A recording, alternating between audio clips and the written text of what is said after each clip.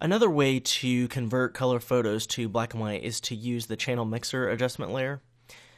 If you open up princess.jpg again and we look at red channel, green channel, blue channel, we did that technique where we use certain channels at 100% and masked out certain areas. We just converted channels to layers.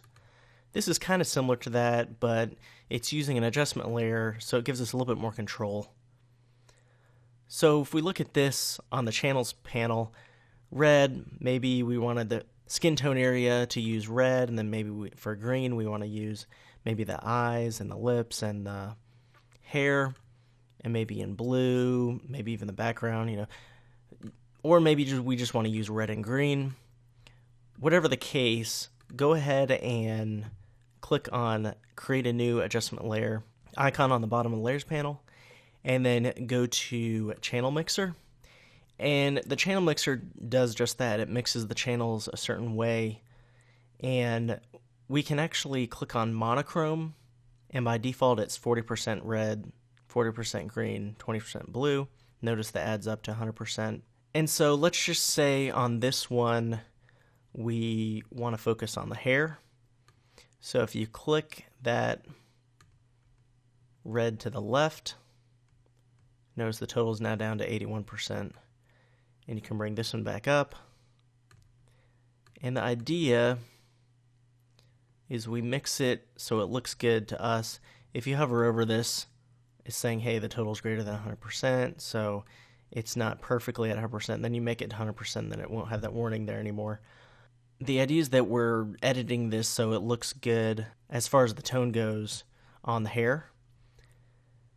And there's a couple presets here, custom, black and white infrared. You can check all those out, but if you like the percentage that you have now and you think you'd want to use it another time, we can click right below the X right up here and go Save Channel Mixer Preset. Then it would be under the custom preset from then on. But let's just say we like that, and that's Channel Mixer 1, so I can actually click that and just say Use for the hair. We can actually add another Channel Mixer adjustment layer. And on this one, I'm going to just look at the skin tone and just experiment with these different levels. And however we wanted it to look. And then we could have that just be the skin tone. Now, let's just say back on our RGB, all right? Let me go back here. Let me adjust the opacity of that. Let's say the green we wanted 100% for the hair, and then the blue we wanted for the skin. All right.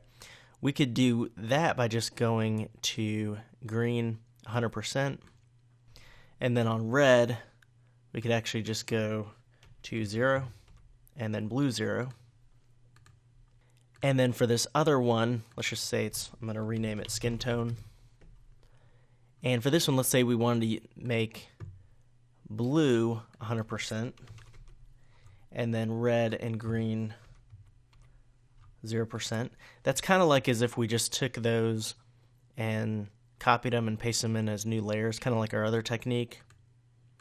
The problem is this top one is covering up, the bottom one, and paint a little bit of black and use the brackets on the keyboard. Make sure you put monochrome. So you saw why that was doing that, because I forgot to hit monochrome. So make sure you hit monochrome.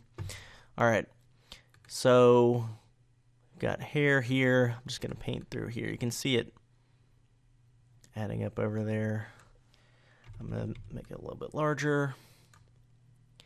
And you can see the mask over here. Now, if you wanted everything but that mask masked out on the one below it, just like our other technique, we can do Alt or Option on the Mac, Alt on the PC, then hold Shift and click and drag that mask onto the other mask.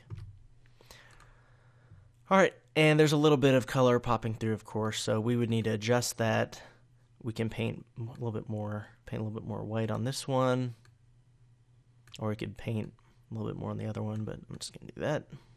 All right, so it's kind of like our other technique that we were doing where we used one channel as one layer and another channel as another layer, But with this one, if we end up, okay, we don't like it just being at 100% blue, we can still adjust it after the fact. So that's why I think it's a little bit better to use the channel mixer layer than just copying and pasting layers. All right, so there's before, and there's one adjustment layer with the mask, second adjustment layer with the mask. So that's the channel mixer adjustment layer. It can also be pretty useful for these customizable black and white conversions when we really want to just have more control over the tonality of the red, the green, and the blue channels.